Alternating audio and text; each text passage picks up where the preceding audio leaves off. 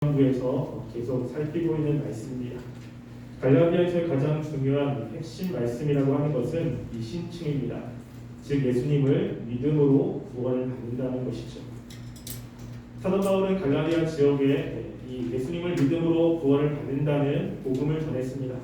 갈라디아 교회 사람들은 이 복음을 듣고 예수님을 믿었죠. 근데 사도 바울이 지나간 후에 이 유대인들이 갈라디아 지역에 와서 사도 바울이 전한 복음은 잘못된 거라고 하는 소문을 퍼뜨렸습니다. 갈라디아 교회 안에 있는 많은 사람들은 그 유대인들의 말을 듣고 마음이 흔들렸고, 그리고 복음에서 떠난 사람들이 있었습니다. 그런 사람들을 보며 사도 바울은 이 갈라디아서를 쓰고 있는 것입니다. 자신이 전한 복음이 하나님이 자신에게 준 정말 복음이라는 것을 이야기를 하고 있는 것이죠.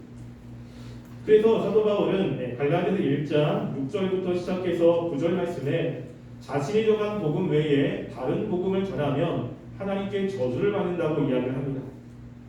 이것은 천사도 예외가 없고, 그리고 자신과 함께 있었던 사람들도 예외가 없이 사도 바울이 전한 복음 외에 다른 걸 전하면 누구든 다 저주를 받는다고 이야기를 하죠.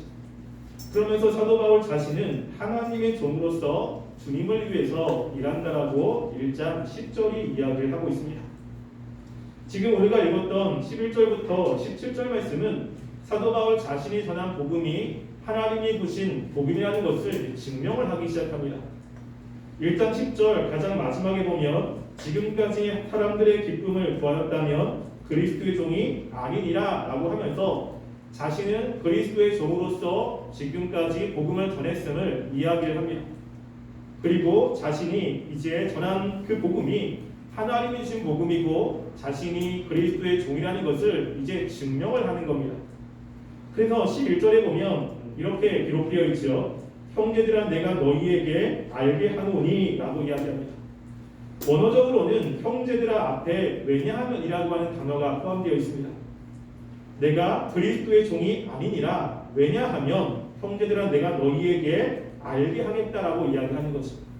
자신이 전한 복음이 하나님이 주신 복음이고 자신이 그리스도의 종이라는 것을 이제 알게 하기 위해서 증명을 하겠다는 것입니다.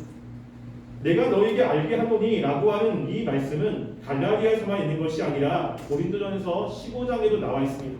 똑같은 표현을 하고 있습니다. 고린도전서 15장 1절에 보면 제가 읽어드릴게요. 형제들아 내가 너희에게 전한 복음을 너희에게 알게 하노니 이는 너희가 받은 것이 아니요 또 그 가운데 선 것이라 라고 이야기하죠. 거기에도 내가 너희에게 전한 복음을 너희에게 알게 하노니 라고 이야기하죠. 이것은 지금 이 사람들이 모르고 있는 것을 새롭게 이야기하는 것이 아니라 미리 알고 있는 것을 또다시 확신시키고 있는 것입니다. 사도 바울은 갈라디아 교회에 왔을 때 자신이 하나님이 보내신 사람이라는 것을 이야기를 했고, 그리고 예수님을 믿어야 구원을 받는다라고 하는 그것이 예수님이 직접 말씀했다는 것을 먼저 이야기를 한 것입니다. 그것을 다시 한번 확실하게 이야기를 하는 것입니다. 그러면서 하는 말은 11절 보시면 내가 전한 복음은 사람의 뜻을 따라 된 것이 아니니라, 이는 내가 사람에게서 받은 것도 아니요 배운 것도 아니요 오직 예수 그리스도의 계시로 말미암은 것이라 라고 이야기합니다. 지금 사도 바울이 전한 복음은 사람의 뜻에 따라서, 그리고 사람에게서 배운 것도 다른 것도 아니라는 거죠. 오직 예수님의 계시로 된 것이라는 것입니다. 계시라고 하는 이 헬라어는 그 아포칼립세소스라고 하는 단어입니다. 이것은 뭐냐면 드러냈다라고 하는 것입니다. 그래서 예수님께서 그 예수님의 복음을 사도 바울에게 직접 드러낸 것입니다. 근데 이것은 사람에게 배운 것이 아니라고 이야기를 하죠. 하나님께서 직접 말씀했다고 이야기를 하고 있는 것입니다. 그런데 이 말씀은 우리가 조금 전에 살펴보았던 고린도전서 15장 1절과 3절과는 조금 이렇게 대립됩니다. 고린도전서 15장 1절부터 3절 말씀을 볼까요? 고린도전서 15장 1절부터 3절 말씀 보겠습니다.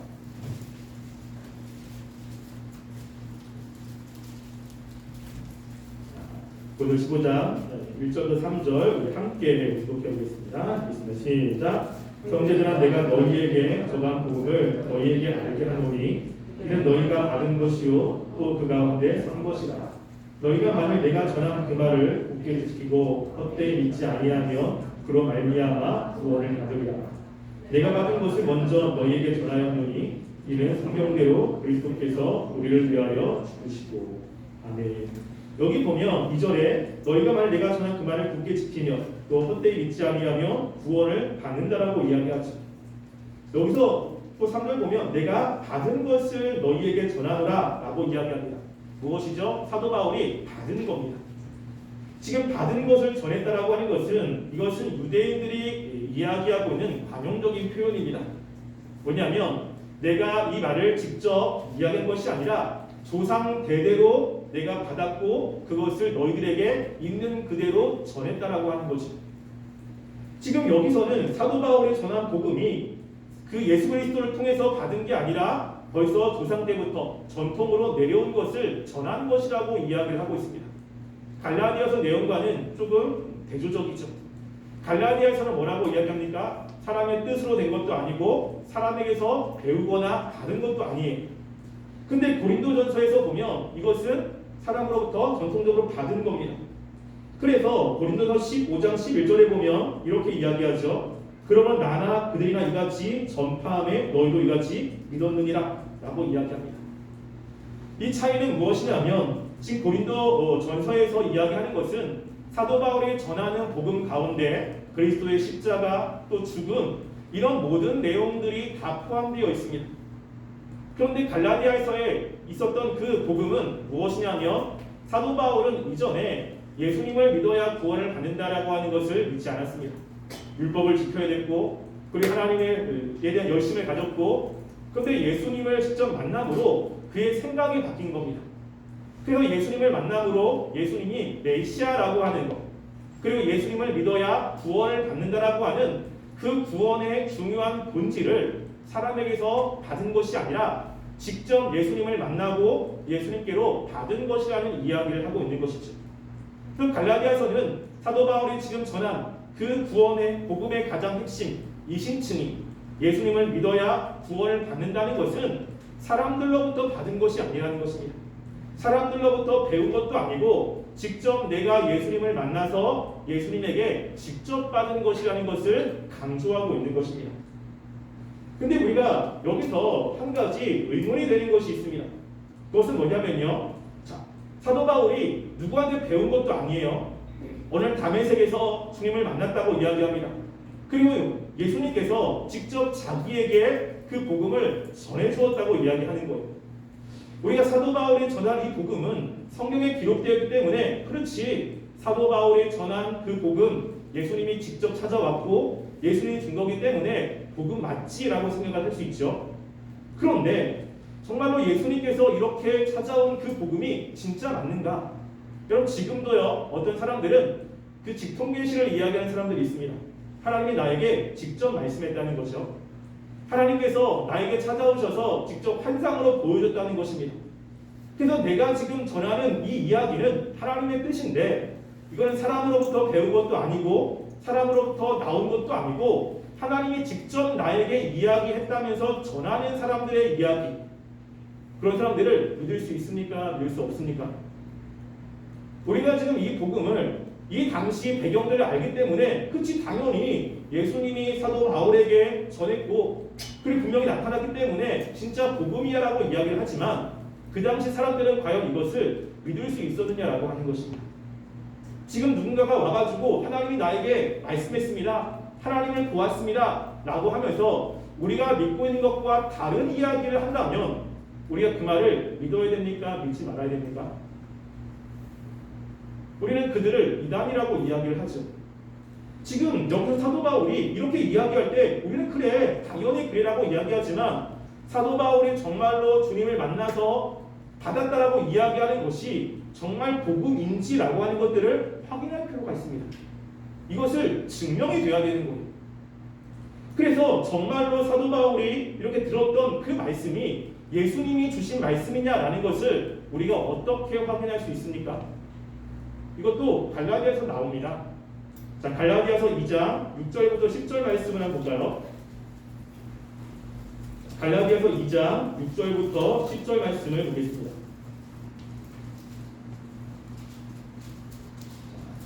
갈라디아 2장 6절부터 10절 말씀 한 절씩 교독하겠습니다.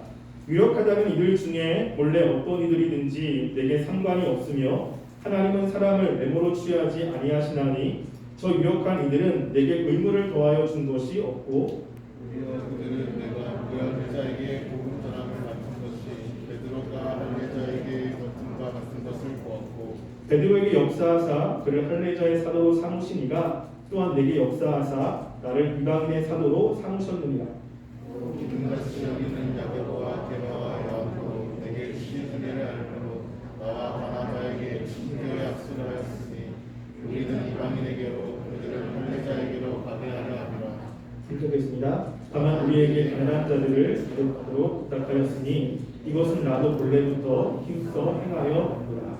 아멘. 여기 보면 지금 사도 바울이 주님을 만나고 난 이후에 14년 후에 예루살렘으로 올라갔습니다. 예루살렘에 가니까 거기에 야고보도 있고 그리고 바울도 베드로도 있습니다. 그래서 그들과 만나서 이제 서로 교제를 하는 거예요. 지금 바울이 전하는 그 복음을 야고보와 베드로에게 이야기를 했습니다. 그 바울이 복음을 들은 것은 사람에게 배운 것도 아니죠. 예수님께 직접 받은 거예요. 그런데 그 사도 바울이 전한 그 복음과 야고보와 베드로가 가지고 있던 복음이 차이가 없었다라고 하는 겁니다. 이게 중요한 거죠. 베드로를 예수님께서는 유대인의 사도로 삼으셨고 그리고 바울은 이방인의 사도로 삼았습니다. 똑같이 유대인에게나 이방인에게나 하나님께서는 똑같은 복음을 이야기를 하죠. 유대인의 사도로 삼은 베드로에게 다른 복음을 전하고 이방인의 사도인 바울에게 다른 복음을 전하지 않습니다. 그냥 복음은 하나밖에 없는 것입니다. 예수님이 바울에게 전한 거나 예수님이 베드로에게 전한 거나 그 내용면에서 차이가 없다면 지금 바울이 전하는 복음은 주님이 말씀하신 복음인 것입니다. 지금 그 얘기를 하고 있는 것입니다. 내가 주님을 만난 이후에 누구에게도 얘기하지 않고 아라비아로 가고 다메섹으로 가서 14년간 말씀을 연구한 것. 근데 하나님을 만난 이것이 정말 주님이 복음이라는 것을 어떻게 하냐면 베드로와 야고보에게 이야기를 했는데 그들이 나에게 친교의 악수를 내밀었다는 것입니다. 9절 보면 또 기둥같이 여기는 야고보와 게바와 요한도 내게 주신 은혜를 알므로 나와 바나바에게 친교를 악수를 하였으니 우리는 이방인에게로 그들은 할례자에게로 가게 하려 함이라라고 이야기합니다. 사도 바울이 전한 복음에 무엇인가 수정을 해야 될 것이 하나도 없었다는 것이죠. 이것이 증명이 되고 있는 것입니다. 무엇인가 내가 하나님께서 직접 말씀했다. 이게 하나님의 뜻이다라고 이야기할 때 그 하나님의 뜻이 기존에 하나님을 믿었던 사람들이 전하는 말씀과 다른 것이라면 그건 믿을 수가 없다는 것입니다. 왜냐하면 우리가 믿는 하나님은 과거부터 지금까지 변함이 없는 하나님이세요. 하나님의 뜻은 바뀌지 않습니다. 성부, 성자, 성령 하나님이 삼위 하나님이신데 삼위 하나님의 목적이 같고 그리고 뜻이 같습니다. 성부와 성자 하나님의 어떠한 의견의 차이가 하나도 없습니다. 지금 역사하는 성령 하나님도 마찬가지죠. 성령 하나님이 역사하시는데 성령 하나님이 성부 하나님과 성자 하나님과 다른 뜻을 가지고 있다면 삼위일체 교리에 문제가 생기는 것입니다.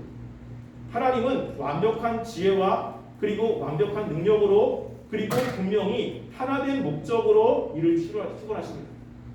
그래서 내가 하나님께 무엇인가 들었다, 깨달았다라고 하는 것이 성경 안에 그리고 그동안 하나님께 쓰임받았던 사람들과의 그 이야기가 충돌이 된다. 그러면 문제가 생기는 거예요.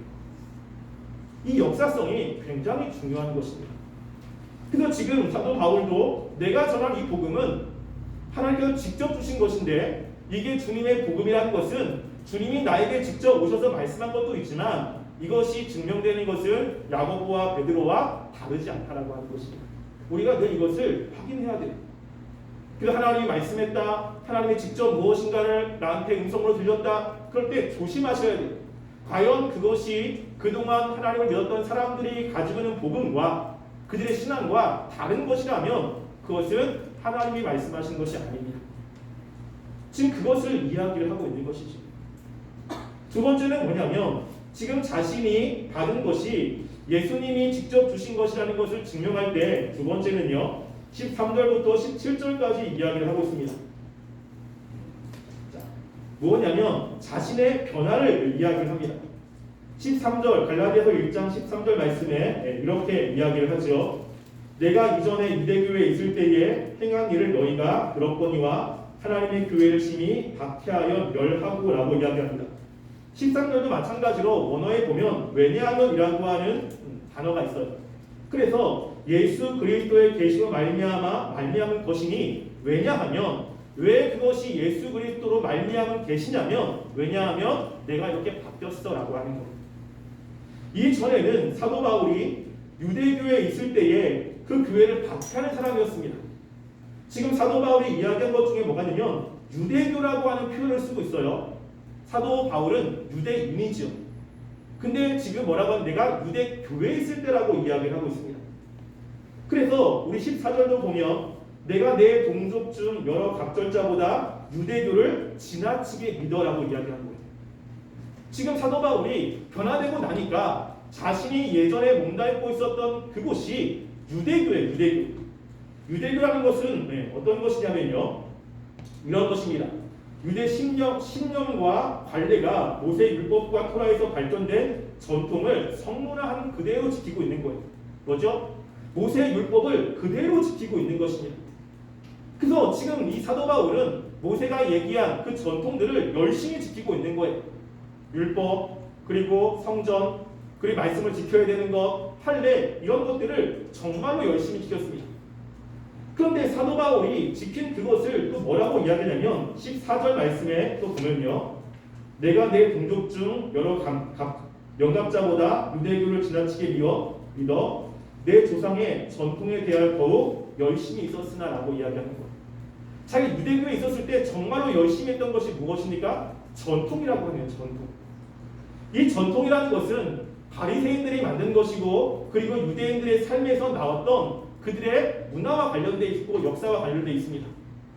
하나님의 말씀 가운데 우리가 정말 하나님의 뜻대로 잘 살려면 어떻게 해야 될 것이냐 라는 것들을 사람들이 구안해내서 그 구안한 것들을 가지고 체계화시키는 것이 전통이죠.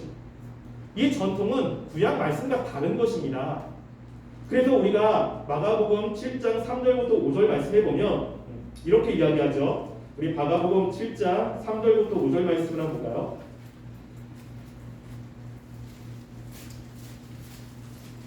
마가복음 7장 3절부터 5절입니다.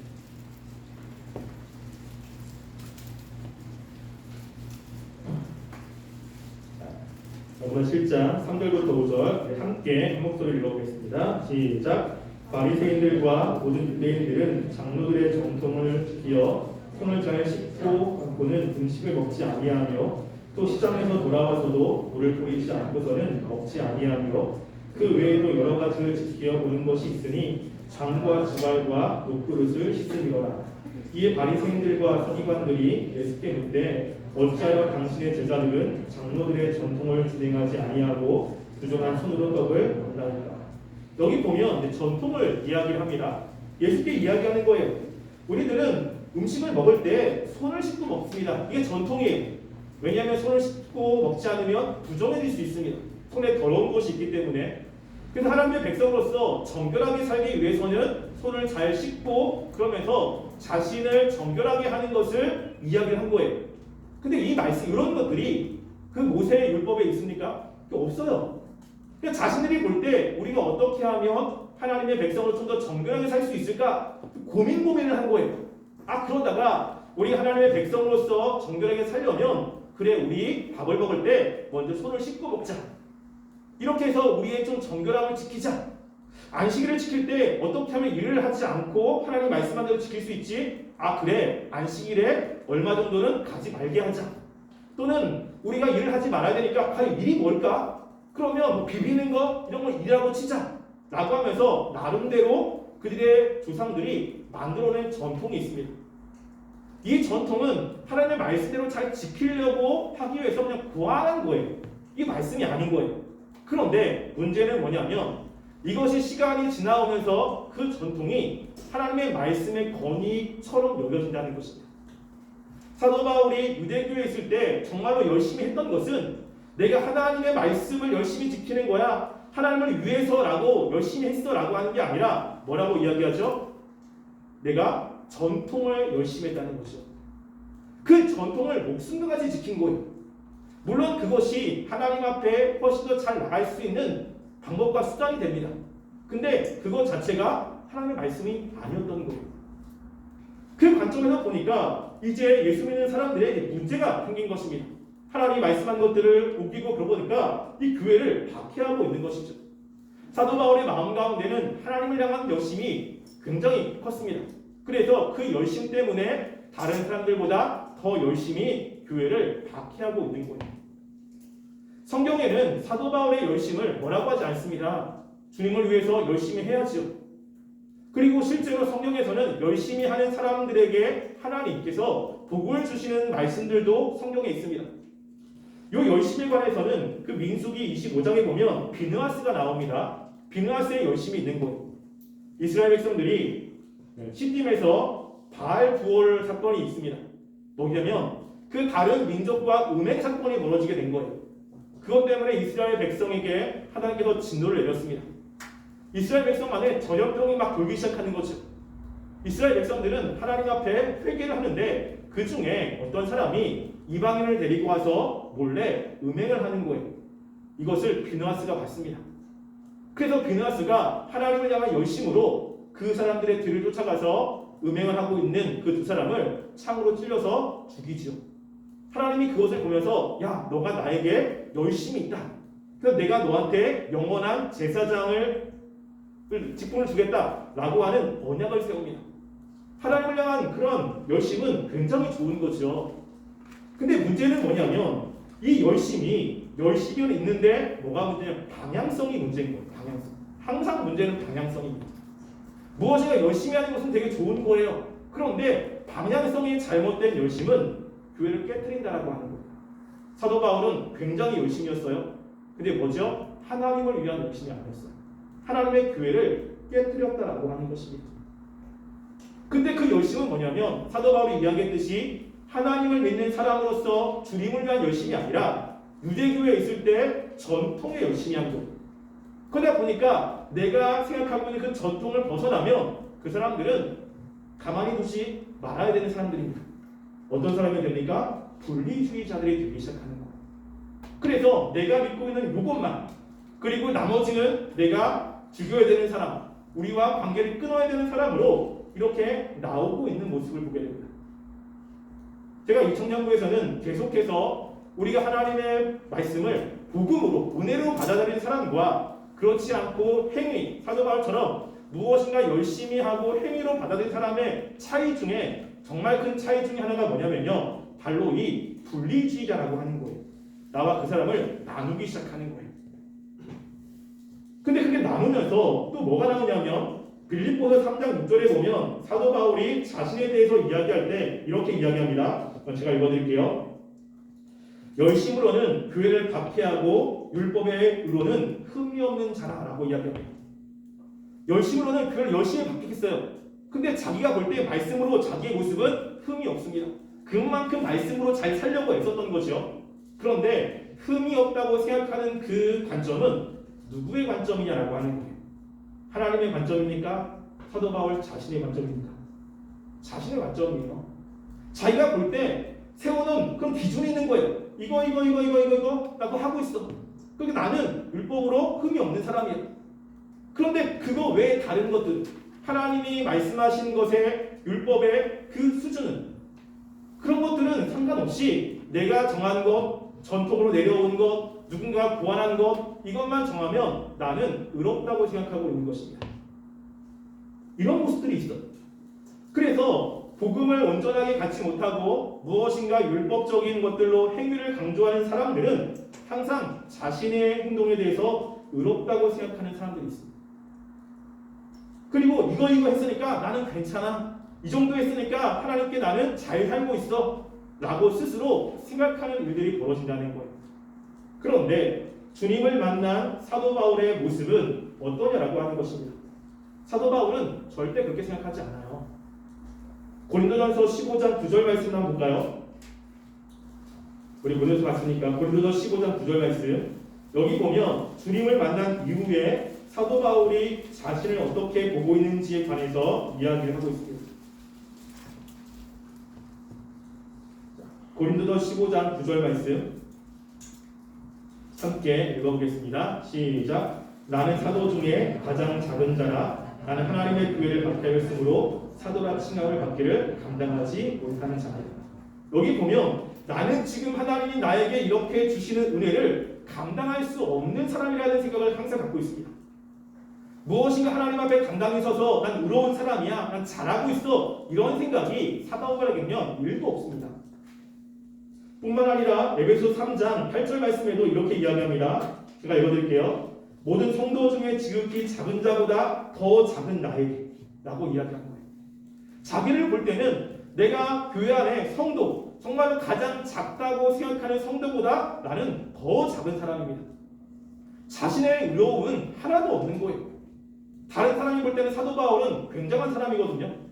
말씀대로 잘 살았고 하나님은 누구보다 열심히였고 그리고 율법 보면 흠이 없다라고 느낄 정도로 다른 사람들이 볼 때는 정말로 하나님을 가장 잘 섬기는 사람이라고 이야기할 수 있습니다. 근데 그건 다른 사람의 관점이고 주님을 알고 난 이후에 사도 바울이 자기가 자기를 볼 때면요 자기의 죄가 그렇게 많은 거예요. 교만할 수가 없는 것입니다. 다른 사람보다 낫다고 이야기할 수 있는 것이 아무것도 없다는 거죠.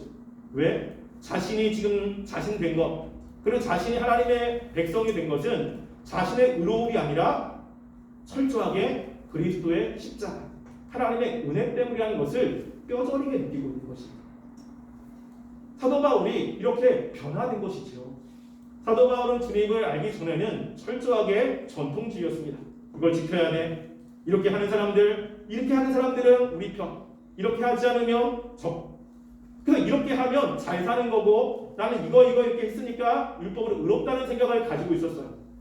근데 주님을 만나고 난 다음에는 그의 삶이 바뀌었습니다. 그래서 주님을 정말로 만나고 주님의 은혜 가운데 있는 사람들의 중요한 공통점은 뭐냐면 변화가 된다라고 하는 거예요. 근데 그 변화가 어떤 변화냐면 다른 사람과 나를 나누고 경쟁하고 싸우고 시기하는 것이 아니라 사도 바울은 가면서 그 사람들을 사랑하며 연합하려고 하는 것입니다. 우리가 야고보서 2장 13절부터 18절 말씀에 보면 하나님이 주시는 지혜와 마귀가 주는 지혜를 대조를 시키고 있습니다. 마지막으로 그 말씀을 한번 찾아보겠습니다. 야고보서 2장 13절부터 18절 말씀입니다.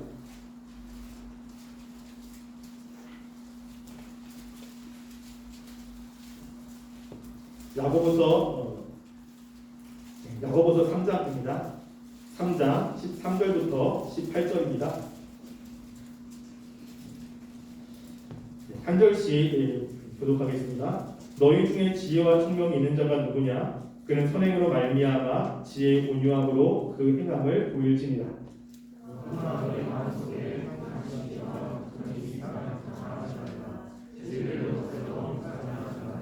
이런 지혜는 위로부터 내려온 것이 아니요 땅 위의 것이요 정욕의 것이요 귀신의 것이니 오직 위로부터 난 지혜는 첫째 성결하고 다음에 화평하고 관용하고 양순하며 긍휼과 선한 열매가 가득하고 편견과 거짓이 없나니. 아멘. 여기 보면 너희 중에 지혜와 총명이 있는 사람이 과연 누구냐? 지혜와 총명은 하나님이 주시는 거죠. 그는 선행으로 말미암아 지혜의 온유함으로 그 행함을 보일지라. 그래서 그 지혜가 있다라고 하는 사람은 행함이 다르다라고 하는 거예요. 사도 바울처럼 주님을 만난 사람, 정말로 복음을 가지고 있는 사람, 그것이 하나님이 주신 복음이라면 뭐죠? 삶이 바뀐다는 거예요. 삶에서 드러나게 되어 있다는 것입니다. 근데 그 드러난 모습이 이제 두 가지가 있는데 내가 지혜와 총명이 있다라고 여기는데 이게 하나님이 주신 지혜와 총명이 있고요. 또 하나는 이 세상의 것, 정욕의 것, 귀신의 것이 있는 거예요. 하나님과는 다른 거죠. 사도 바울이 주님을 만났을 때 가지고 있는 것은 하나님이 주신 지혜고 주님을 만나기 전에 유대교회에 있었을 때의 지혜는 마귀의 것이었습니다. 차이가 무엇입니까? 마귀의 것은 15절, 16절에 보면 시기와 다툼과 혼란과 악한 것이 있습니다. 왜 시기가 나옵니까? 다른 사람과 나가 비교하는 거예요. 왜 비교하냐면 행위를 비교하죠. 저 사람 나보다 낫네? 그러면 시기하게 되고, 나보다 못하네? 그럼 무시하게 되고, 그러면 서로 싸우는 거예요. 왜 싸우냐면 행위죠, 행위. 그런데 은혜가 있으면 내 어떤 행위와 어떤 조건이 아니라 전적인 하나님의 은혜라면 그 사람도 은혜고 나도 은혜입니다. 그럼 어떻게 되죠? 하나님이 있는 거예요. 그래서 17절에는 위로부터 난 지혜, 하나님이신 지혜는 성결하고 화평하고 관용하고 양순하고 긍휼과 선한 열매가 가득하여 편견과 거짓이 없나니 화평하게 하는 자들은 화평으로 심어 의의 열매를 맺느니라. 중요한 건 화평이라고 하는 것입니다. 우리가 주님을 믿고 정말 복음을 가지고 있다면 우리는 이런 화평함을 추구하며 살아가는 삶이어야 되는 거예요.